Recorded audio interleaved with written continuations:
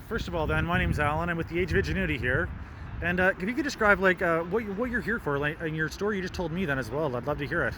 My name is Matthew Haley. I'm the founder of what we call Mental Health is Visible, an activist foundation and business that revolves around mental health rights and fighting for the bottom line. Mental health for decades has been ostracized, bastardized, it's stigmatized.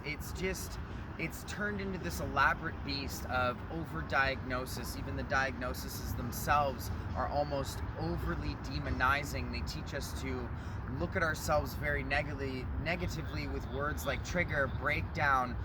They take our rights away with things called Form 1s and Form 2s for mental incompetence.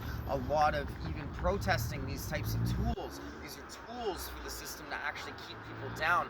Most of our massively oppressed communities, often mental health is used to justify Indigenous missing, why Afro gentlemen like George Floyd start kicking up with drug use, overdose, the past. These types of things are all used to murky stories and actually hurt us in the overall.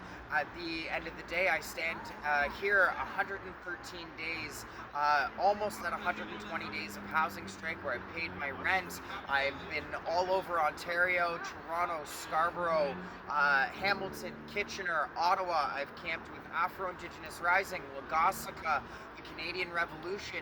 I'm not really important, but what I've seen and have to say, this is something that's been very unique. This perspective I've gained through COVID, being assumed homeless left, right, and center just because I'm in a tent, even though I have banners. That I come down and I fight for somehow even understanding people using masks at this point because the information is so murky and it's so scary. There is so much more that works with mental health. When you get into severe clinical mental health, we actually have gifts. I'm autistic. My ability to see connections. Schizophrenics are arguably our psychics and seers. They just don't have a subconscious wall, so messages almost come through as personal experience. And when you learn to listen to this, you actually hear the real snapshot of almost a mirroring of where society's at. And if that's true, I mean, it's not so great. It's really ugly. It's rough. Shock therapy is still used, and treatments are still used to today. So everything actually going on around mental health, the stigmas, the lack of